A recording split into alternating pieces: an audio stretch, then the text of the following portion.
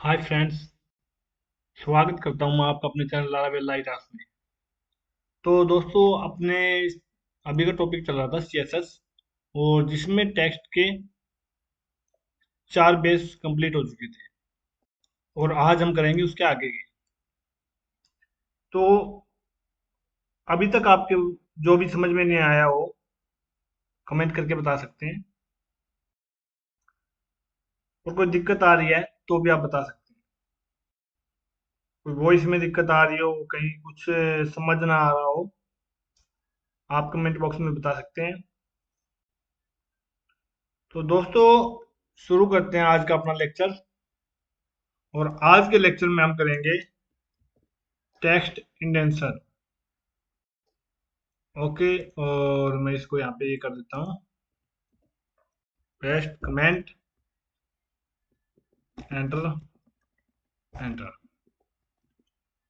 Okay, तो ये क्या होता है, क्या है ये, इसके बारे में मैं आपको बताता हूँ पहले, और फिर इसके बाद में आगे करेंगे। आपको पिछले लेक्चर में टेक्स्ट अलाइनमेंट समझ आ गया होगा, और बेहतरीन तरीके से समझ में आ गया होगा।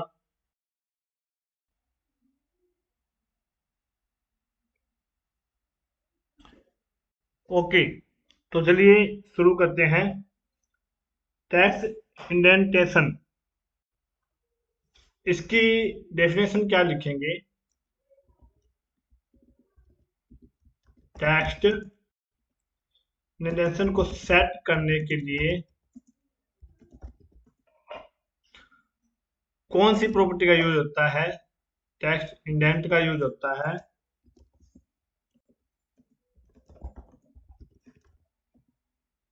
ओके, ये प्रॉपर्टी पहले क्या करती है? ये प्रॉपर्टी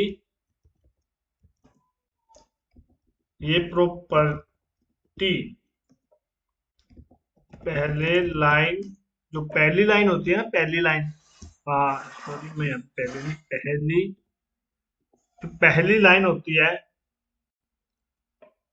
को इंडेंटेशन को स्पेसिफाई करती है। ओके, इसको मैं कर देता हूँ ऑल्ट जेड, ताकि सेट हो जाए। तो इसको समझते हैं, जैसे कि मैं यहाँ पे इसको डिलीट कर देता हूँ, और इनको भी निकाल ही देता हूँ। तो इसको समझने के लिए हम क्या करते हैं, एक पैराग्राफ लिख देते हैं, उसमें कुछ टेक्स्ट लिख देते हैं, सेव करता हूँ, और इसको कर लेते हैं लाइव सर्वर में ओपन। ओके, तो आप देख सकते हैं कि अभी टेक्स्ट कुछ इस प्रकार से आ रहा है अपना। लेफ्ट के साइड में तो बिल्कुल लेवल पे है, और राइट साइड में कुछ इस तरह से आ रहा है। ओके, अब मैंने पहली लाइन को बताया था आपको कैसे इफेक्ट पड़ेगा पहली लाइन पे। आइए देखते हैं। मैं पैराग्राफ के अंदर कुछ क्लास लगा देता हूँ, एक क्लास लगा देता हूँ पहले, ताकि पता लगता रहे अपने को भी। टेक्स्ट इंडेंट के नाम से क्लास लगा दी, और इसी क्लास को मैं करता हूँ कॉपी, और यहाँ पे आते हैं, टेक्स्ट इंडेंट कितना करना है अपने को, 50 पिक्सल कर देते हैं एक बार के लिए। सेव किया, और यहाँ पे आके इसको रिफ्रेश किया, तो 50 पिक्सल, देखो 50 पिक्सल राइट साइड में खिसक गया है। ओके, तो आपने अलाइनमेंट में देखा होगा जस्टिफाई का, टेक्स्ट अलाइनमेंट जस्टिफाई दोनों तरफ से इक्वल कर देता था। ठीक है, मैं यहाँ पे आपको करके दिखाता हूँ, और टेक्स्ट अलाइन जस्टिफाई। ओके, ये देखो, अब ओके है, अब पता लग रहा है 50 पिक्सल हो गया। इसको मैं ज्यादा करता हूँ तो और ज्यादा हो जाएगा, 150 कर देता हूँ, 150 हो गया। जरा समझ में आ गया आपको? ये होता है टेक्स्ट इंडेंट। इसके बाद में अगला टॉपिक कौन सा है अपना? Letter spacing. Letter spacing. अभी लेटर स्पेसिंग क्या होता है? जो अपने लेटर होते हैं उनके बीच में स्पेस को सेट करने के लिए मैं यहाँ पे इसकी डेफिनेशन कुछ इस प्रकार लिखता हूँ। लेटर स्पेसिंग को सेट करने के लिए स्पेसिंग प्रॉपर्टी का यूज होता है। ओके, इधर समझ में आ गया? इससे क्या होता है, जो टेक्स्ट का करेक्टर होता है उनके बीच में स्पेस आ जाता है। कैसे? इससे टेक्स्ट के करेक्टर्स के बीच की स्पेस को कंट्रोल करते हैं, कंट्रोल किया जा सकता है। ओके। अभी आप कुछ इस प्रकार से देखेंगे, देखो अपना पैराग्राफ इस प्रकार से दिख रहा है कुछ, और इसमें देखो करेक्टर के बीच में कोई स्पेस ज्यादा है नहीं, और मैं हर करेक्टर के बीच में स्पेस देना चाहता हूँ। तो मैं क्या करूंगा, यहाँ पे क्लास लगाऊंगा, ओ सॉरी, सीएसएस में प्रॉपर्टी लगाऊंगा लेटर स्पेसिंग। कितना करना है, मैं अभी के लिए 2 पिक्सल करता हूँ, सेव करता हूँ और यहाँ पे रिफ्रेश करता हूँ। देखो 2 पिक्सल की जगह हो गई है सबके बीच में, और इसको मैं ज्यादा करना चाहता हूँ, ज्यादा भी कर सकता हूँ, 5 पिक्सल करता हूँ, सेव किया और यहाँ पे देखता हूँ। देखो कुछ इस प्रकार से दिख रहा है। लोरम के बीच में स्पेस देखो, इसको कहते हैं लेटर स्पेसिंग। अच्छे से याद रखना, बहुत ज्यादा काम आएगा। सर्कल में कभी कभी हम टेक्स्ट को भी लिखते हैं तो उसके बीच में लेटर में स्पेसिंग देनी पड़ सकती है, कहीं भी यूज हो सकता है इसका लेटर स्पेसिंग। अच्छे से ध्यान रखना, और टेक्स्ट इंडेंट भी। जैसे कि न्यूज़पेपर में आपने देखा होगा कि न्यूज़पेपर छापते हैं तो उसमें टेक्स्ट इंडेंट होता है, पहली लाइन थोड़ी सी जगह छोड़ के शुरू होती है, तो वही काम करता है। समझ में आ गया? ओके। इसके बाद क्या है, लाइन हाइट। लाइन हाइट,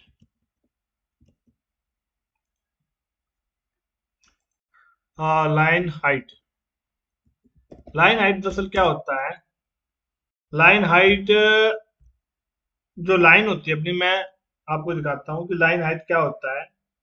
जो लाइन हाइट होती है उसके लिए लाइन हाइट प्रॉपर्टी का यूज होता है, और हाइट होती है जो लाइन के बीच में, इनके बीच में जो भी है। ओके, मेरा माउस दिख रहा हो तो जिस तरह इसके बीच में जो भी स्पेस है, इसको कंट्रोल किया जाता है। इसकी डेफिनेशन कुछ इस प्रकार से लिखेंगे अपन। मैं लिखता हूँ लाइन हाइट को सेट करने के लिए लाइन हाइट प्रॉपर्टी का यूज होता है। इतना पता लग गया अपने को। ये क्या करता है, ये प्रॉपर्टी लाइंस के बीच की हाइट को कंट्रोल करता है। ओके। जैसे कि मैं एक बार इसका ना थोड़ा सा कम कर देता हूँ इसको, या फिर कमेंट ही कर देते हैं ताकि अपने लेटर स्पेसिंग ना दिखे। अपने को सिर्फ लाइन हाइट पे फोकस करना है अभी। तो मैं यहाँ पे लिखता हूँ line height. Okay. Line height कितनी रखनी है अपने को, मैं इसमें देखो ये ऑटोमेटिक ही उठाता है, पिक्सल वगैरह का कोई चक्कर नहीं। इसमें मैं देता हूँ 1.5 इंच, सेव किया। देखो एमएस वर्ड में आपने देखा होगा, जो टेक्स्ट के अंदर होता है सेम वैसे ही वर्क करता है। ओके, ये देखो लाइन हाइट का पता लग गया आपको कि लाइन के बीच में स्पेस। अब आती है बात वर्ड। जो वर्ड है इसके बीच में स्पेस के लिए, तो इसके लिए क्या यूज किया जाता है, आइए देखते हैं। मैं लाइन हाइट को भी कमेंट कर देता हूँ। ओके। अब आती है वर्ड की बात। वर्ड स्पेसिंग क्या होता है?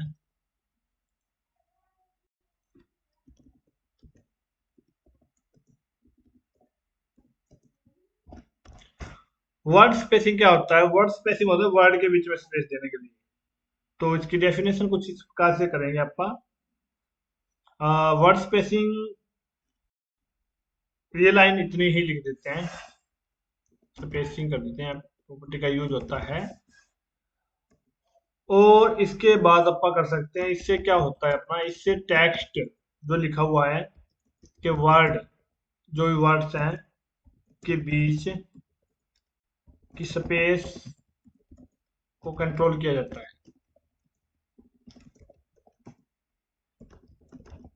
ओके, यहाँ तक समझ में आ गया होगा। और यहाँ पे मैं लिखता हूँ वर्ड स्पेसिंग के लिए इसकी प्रॉपर्टी वर्ड स्पेसिंग। ओके, इसको हम पिक्सल में भी दे सकते हैं, जैसे 10 पिक्सल कर दिया मैंने, सेव किया, रिफ्रेश हो, देखो 10 पिक्सल की दूरी आ गई है सबके बीच में, और इक्वल दूरी है, 10 पिक्सल ही है सबके बीच में, सबके बीच में 10 पिक्सल है। कोई ये नहीं कि कोई ज्यादा है कोई कम है, सिर्फ 10 पिक्सल ही है। ओके, वर्ड स्पेसिंग समझ में आ गया होगा आपको। मैंने अभी तक के लेक्चर में क्या एक्सप्लेन किया है आपको, टेक्स्ट के लेक्चर में, अभी हमारे अपना ये लेक्चर कंप्लीट हो चुका है। तो इसमें मैंने आपको समझाया है टेक्स्ट इंडेंट, कंप्लीट हो गया है। और इसके बाद में लेटर स्पेसिंग भी कंप्लीट हो गया है, लाइन हाइट भी कंप्लीट हो गया, और वर्ड स्पेसिंग भी कंप्लीट हो चुका है। और इनकी डेफिनेशन भी मैं रख देता हूँ अभी, और फिर मैं आपको बताता हूँ। एक बार व्यू ले लेते हैं इसका कि अपन ने क्या क्या किया है। टेक्स्ट इंडेंट, थोड़ा सा space, letter spacing, letter spacing कहाँ है, लेटर स्पेसिंग ये रहा। ओके, और इसके बाद में आते हैं line height, line height. Okay, इसके बाद में आते हैं word spacing. Okay, word spacing बहुत बढ़िया। तो अपना अभी तक टेक्स्ट का टॉपिक कंप्लीट हो चुका है। और इसमें हमने क्या क्या पढ़ा है, टेक्स्ट के टॉपिक में हमने पढ़ा टेक्स्ट कलर। टेक्स्ट कलर के लिए कलर प्रॉपर्टी का यूज होता है, जो टेक्स्ट के कलर को सेट करती है, पता लग गया। इसके बाद में आया था अपना टेक्स्ट अलाइनमेंट का, जिसमें टेक्स्ट अलाइन प्रॉपर्टी का यूज होता है, जो अलाइनमेंट को सेट करता है, लेफ्ट राइट सेंटर जस्टिफाई। और उसके बाद में अपन ने किया था टेक्स्ट डेकोरेशन। ये text decoration underline, overline, line throw और नन सेट करती है। ओके, इसके बाद में आया था अपना टेक्स्ट ट्रांसफॉर्मेशन। टेक्स्ट ट्रांसफॉर्मेशन के लिए टेक्स्ट ट्रांसफॉर्म प्रॉपर्टी का यूज होता है, जिसमें अपर केस, लोअर केस और कैपिटलाइज में ट्रांसफॉर्म कर सकते हैं। ओके, इसके बाद में अपन ने पढ़ा था टेक्स्ट इंडेंटेशन।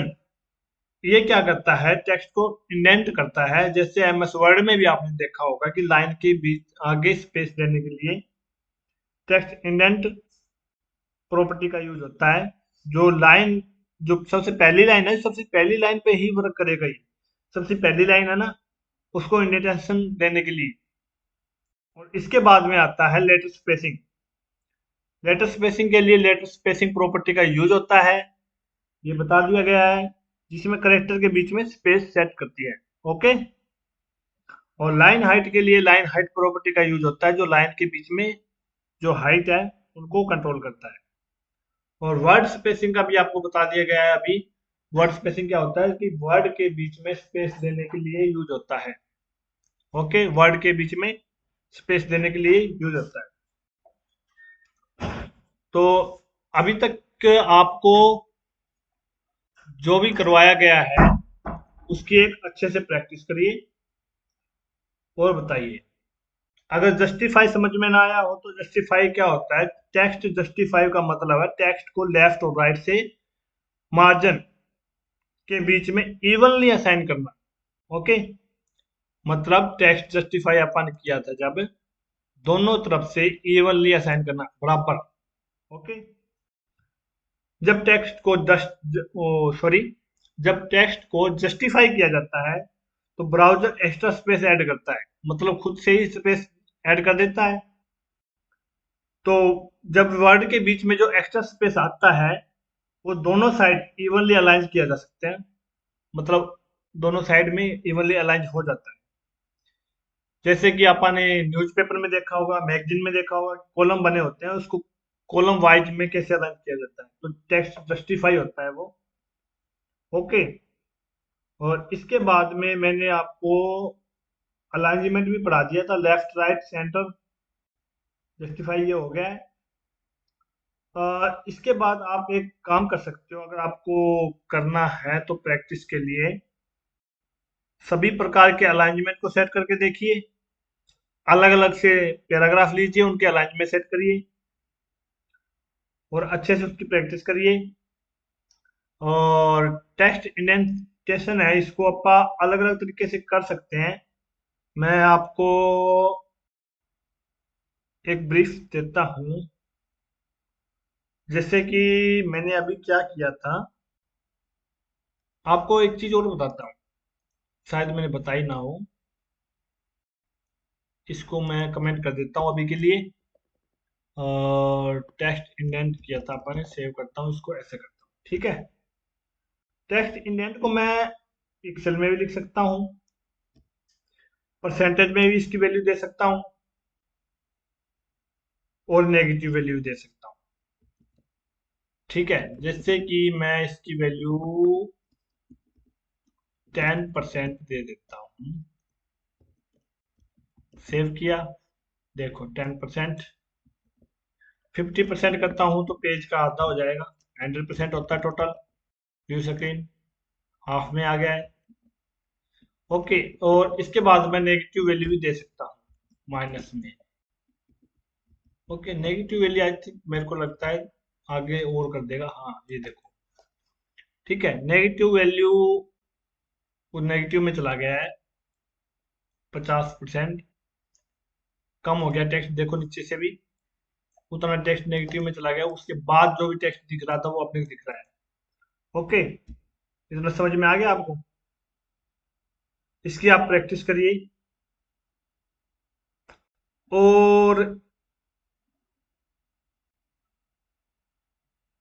आपको मैं एक टास्क देना चाहता हूँ कि एक पेज बनाइए जिसमें पैराग्राफ लीजिए और डिफरेंट टाइप के इंडेंटेशन लगाइए उसमें, पैराग्राफ में, पिक्सल में, परसेंटेज में और नेगेटिव में। और आपको क्या करना है, उसकी वैल्यू का इफेक्ट लेआउट, मतलब अपने को कुछ ऐसा करना है कि तीनों की वैल्यू लगा दी और तीनों की वैल्यू के लिए अलग अलग पैराग्राफ लीजिए और उसको देखिए कैसे किस चीज पे प्रभाव पड़ रहा है। ओके, इसको करके देखिए आप। उम्मीद है कि आज का लेक्चर आपको अच्छी तरह समझ में आया होगा।